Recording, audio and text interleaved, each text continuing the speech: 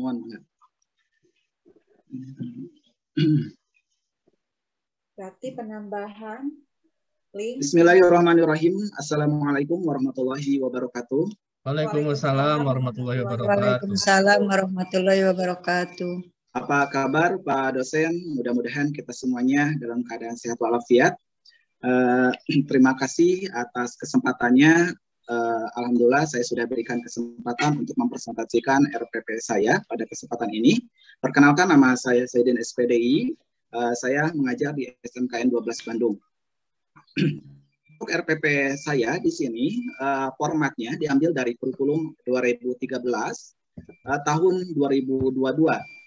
Tahun nomor 22 tahun 2016 ada 13 komponen. Salah satunya adalah identitas mata pelajaran seperti yang saya cantumkan di sini. Ada sekolah, ada mata pelajaran, ada kompetisi keahlian karena ini untuk SMK, jadi ada kompetisi keahlian, ada kelas per semester, ada tahun pelajaran dan alokasi waktu yaitu 3 kali 45 menit. Kompetisi intinya sama, masih diambil dari Permendikbud kurikulum 2013. Di sini ada kompetisi intinya, ada khusus untuk sikap spiritual, ada sikap sosial, ada pengetahuan, dan ada keterampilan. Sedangkan kompetisi dasarnya saya ambil dari Permendikbud juga sama, nomor 24 tahun 2016, lampiran ke-40. Saya mengambil KD 1.9 itu tentang prinsip ekonomi dan muamalah. 2.9 khusus untuk sikap sosialnya itu bekerja sama dalam menegakkan prinsip-prinsip dan praktek ekonomi sesuai syariat Islam. 3.9 untuk pengetahuan itu menelaah prinsip-prinsip dan praktek ekonomi dan Islam. 4.9 itu mempresentasikan prinsip-prinsip dan praktek ekonomi dan Islam. Nah, inilah KD yang akan dibahas, tetapi untuk 3 kali pertemuan. Untuk bagian C, indikator pencapaian kompetensi, seperti biasa untuk agama itu ada sikap spiritual, ada sikap sosial, ada pengetahuan, dan ada keterampilan. Untuk sikap spiritual, karena tuntutan dalam Permendikbudnya minimal 2 indikator. Sama saya sudah dimasukkan. Yang pertama 1.91 yaitu khusus untuk sikap spiritual, yaitu mempraktekkan. Tetapi di sini mempraktekkan bukan kepada keterampilannya, tetapi kepada sikap spiritualnya, yaitu di A3 menghargai dalam KKO belum. Menerapkan juga sama, itu dalam A3 menghargai, yaitu KKO-nya belum, diambil dari KKO yang belum.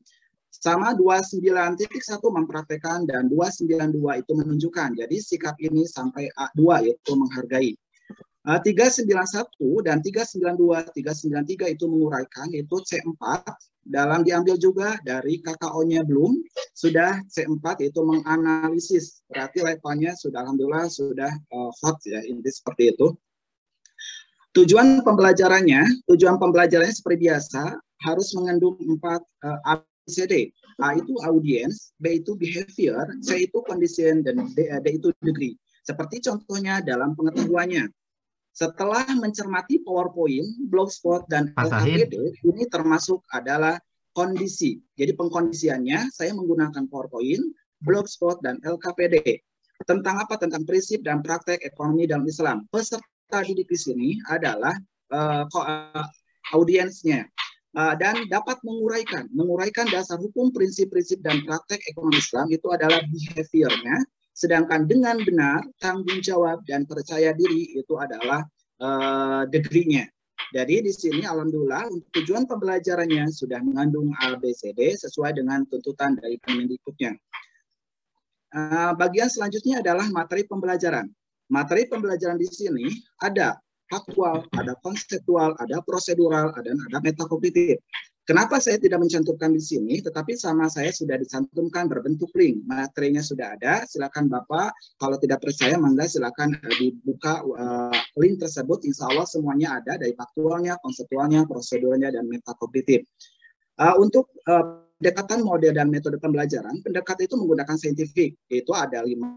Pertama adalah menerima, yang pertama adalah mengamati, terus udah mengamati, lupa lagi ya, mengamati, menanya, terus mengumpulkan informasi.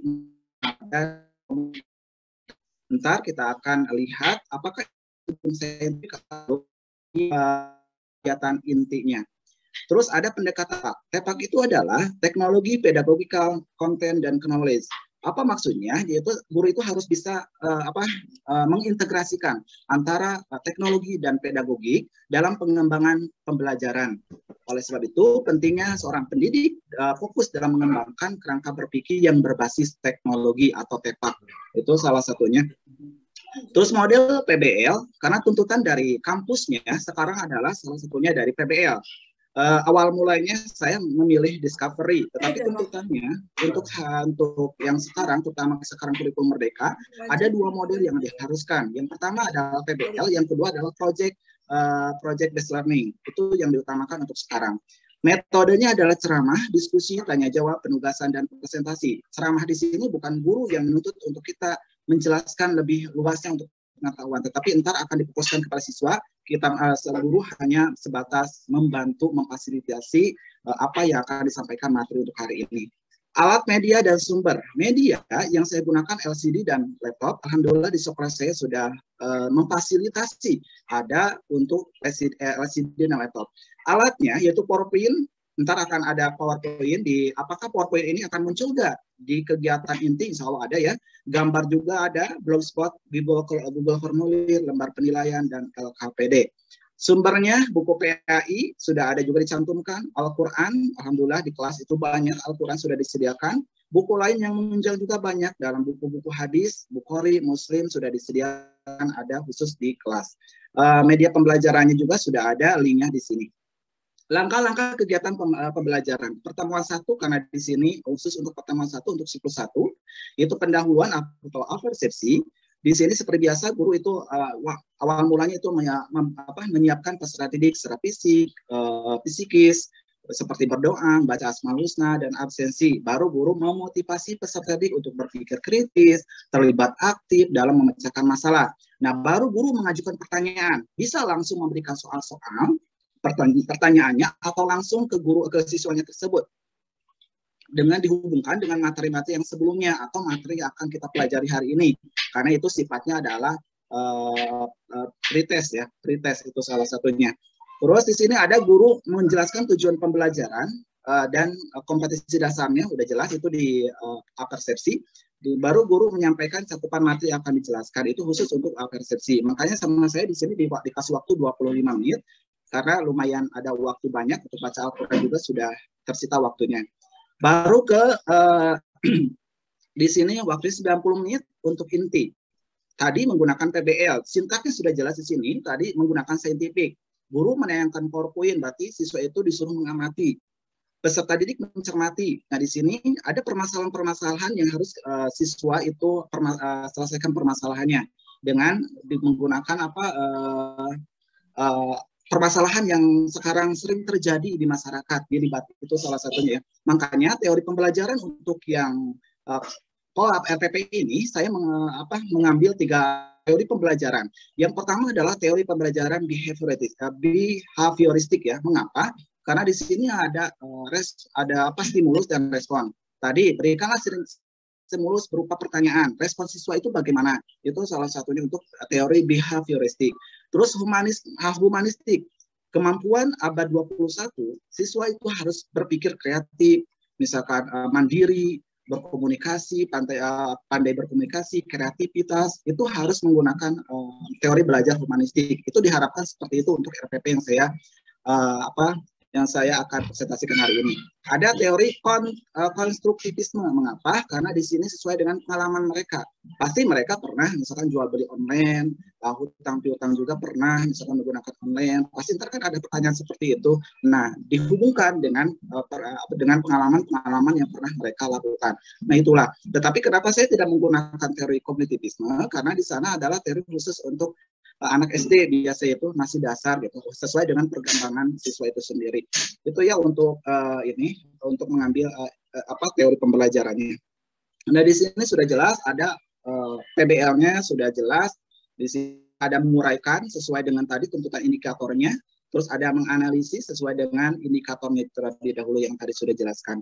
Baru setelah kegiatan inti, entar siswa akan diberikan suatu pertanyaan berbentuk Google Formulir. Di sini ada 10 pertanyaan. tinggal siswa menjawab, insya Allah kita akan mengetahui apakah anak itu misalkan sudah tuntas, sudah memahami pelajaran yang barusan kita jelaskan. Baru ada umpan balik terhadap proses pembelajaran, guru melancarkan kegiatan tindak lanjut dalam bentuk pembelajaran remedi dan program pengayaan. Remedi terhadap program pengayaan sama saya sudah disediakan di lampiran terakhir, baru diakhiri dengan doa, itu untuk penutup. Untuk penilaian hasil belajar, ada instrumen dan teknik penilaian. Pertama, untuk sikap. Penilaian sikap, ada sikap spiritual, ada sikap sosial. Berbentuk observasi langsung ketika pembelajaran, dan ada juga khusus ada penilaian diri. Ada pengetahuan, yaitu tes tertulis. Tes tertulisnya terampil tadi, sudah jelas di link yang terakhir, di link Google Formulir. Dan yang terakhir ada keterampilan. Tapi keterampilan ini difokuskan ke pertemuan ketiga, menggunakan model profiling. Jadi anak bermain peran untuk mempraktekkan bagaimana tata cara jual beli, misalkan salah satu contoh transaksi ekonomi Islam yang sesuai dengan syariat Islam. Barulah instrumen soal tertulis. Nah, itulah Bapak dosen yang saya dapat sampaikan. Mohon maaf apabila ada kesalahan di RPP saya. Mohon diperbaiki hari ini atau diberikan masukan supaya ntar sama saya akan kedepannya akan diperbaiki. Itulah yang saya dapat sampaikan. Mohon maaf apabila ada kesalahan. Wassalamualaikum warahmatullahi wabarakatuh. Masya Allah, keren banget. Bapak BT hilap. Yang direkam, Pak. Aku mau udah deg-deg kayaknya nggak bisa deh kayak gitu. Takut. Mas Sahid.